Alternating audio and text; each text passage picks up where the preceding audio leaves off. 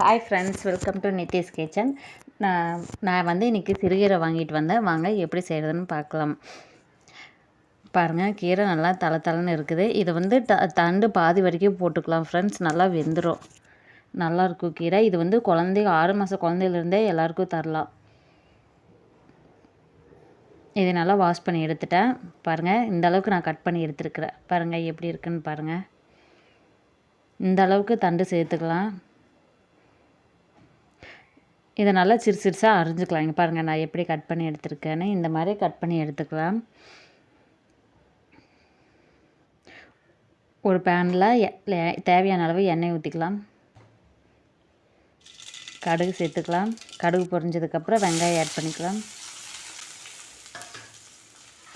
உங்கள் காரத்துக்கு ஏற்ற மாதிரி மிளகா போட்டுக்கலாம். நான் வந்து குழந்தைங்க சாப்பிட்றாங்க, அதனால ஒரு மிளகா தான் ஆட் பண்ணியிருக்கேன்.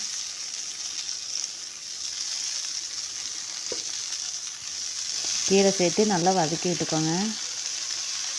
கொஞ்சமாக தண்ணி ஊற்றலாம். அது ஆல்ரெடி நல்லா வாஷ் பண்ணி வச்சுக்கிறாங்களோ அதுவே தண்ணி விடும். பாருங்கள், நல்லா கலரி விட்டுக்கலாம். தேவையான அளவு உப்பு போட்டுக்கலாம். பாருங்கள், கொஞ்சமாக தான் தண்ணி ஊற்றுற, ஒரு அரை டம்ளர் தண்ணி இருந்தால் போதும். பாருங்கள் எவ்வளோ தண்ணி விட்டுருக்குதுன்னு பாருங்கள். இங்கே பாருங்கள் எவ்வளோ தண்ணி இருக்குதுன்னு பாருங்கள்.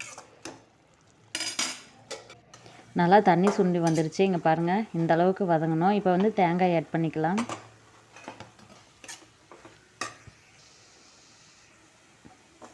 பாருங்கள், தேங்காய் ஆட் பண்ணி நல்லா கலரி விட்டுக்கோங்க. பாருங்கள், கீரை நல்லா வெந்து வந்துருச்சு.